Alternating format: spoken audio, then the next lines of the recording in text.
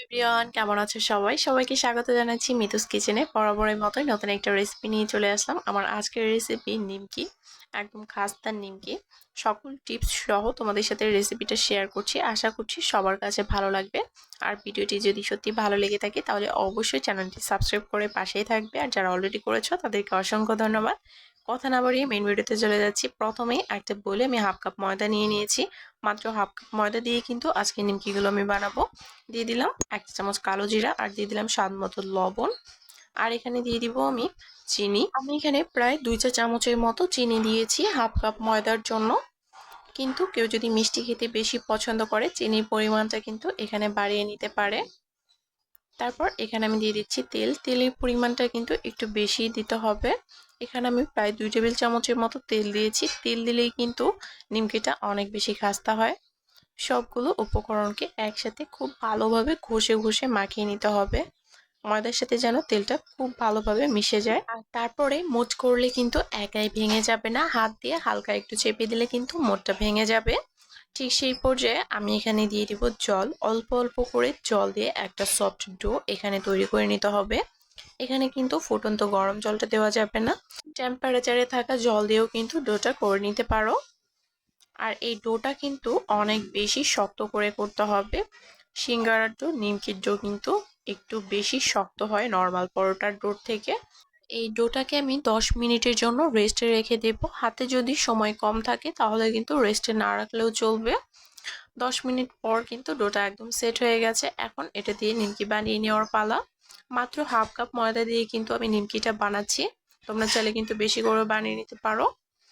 যাই হোক, এখন এটাকে বেলে নেওয়ার পালা। বোর্ডে প্রথমেই ময়দা দিয়ে দিয়েছি, তারপর এটাকে বেলে নিচ্ছি। বেলার সময় একটু কষ্ট হবে কারণ এই ডোটা কিন্তু অনেক বেশি শক্ত। আমি এখান থেকে অনেক বড় একটা রুটি বেলে নিয়েছি।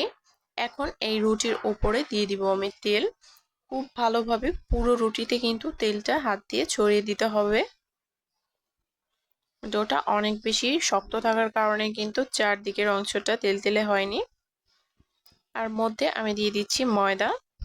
তেলটা দেওয়া হয়ে গেলে ওপরে দিয়ে দিতে হবে ময়দা। খুব ভালোভাবে পুরো রুটিতে ময়দাটাও আমি ছড়িয়ে দিলাম।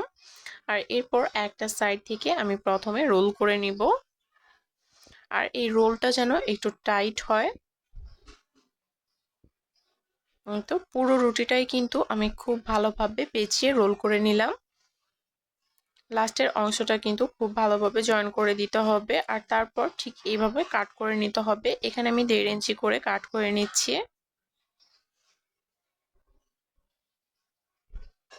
এখন এখান থেকে আমি একটা বেলেও দেখিয়ে দিচ্ছি।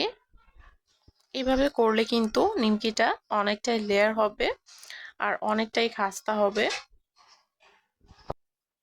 ডোটা অনেক বেশি শক্ত থাকার কারণে কিন্তু চারদিকে একটা ক্র্যাক আছে। যাই হোক, ভিডিওতে দেখা প্রসেস অনুযায়ী কিন্তু এটাকে ভাঁজ করে নিতে হবে।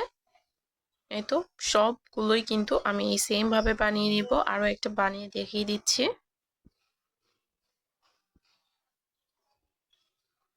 আর আমার চ্যানেলে কিন্তু আরো অনেক নিমকি, সিঙ্গারা, আরো অনেক রেসিপি দেওয়া আছে, চাইলে কিন্তু তোমরা দেখে নিতে পারো। আশা করছি সবার কাছে ভালো লাগবে।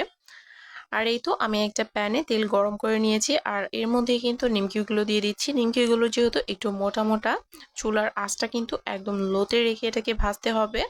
মিডিয়াম টু লোতে রেখেই কিন্তু নিমকিগুলোকে আমি ভেজে নিব। যখন খুব সুন্দর একটা কালার চলে আসবে তখন এগুলোকে তুলে ফেলতে হবে। দুইটা সাইডে কিন্তু উল্টে পাল্টে খুব ভালোভাবে ভেজে নিতে হবে। একটু সময় বেশি লাগবে যেহেতু নিমকিগুলো একটু মোটা। সবগুলো নিমকি কিন্তু আমি ভেজে নিয়েছি আর নিমকিগুলো ভাজতে আমার সময় লেগেছে প্রায় 10 মিনিটের মতো। এখন একটা ভেঙে তোমাদেরকে দেখিয়েও দিচ্ছি কতটা পারফেক্ট হয়েছে। সবগুলো নিমকি কিন্তু একদম খাস্তা হয়েছে আর এই নিমকিগুলো খেতে কিন্তু অসম্ভব মজাদার। সবাই ভালো থেকো, আবার দেখা হবে নতুন কোনো ভিডিওতে।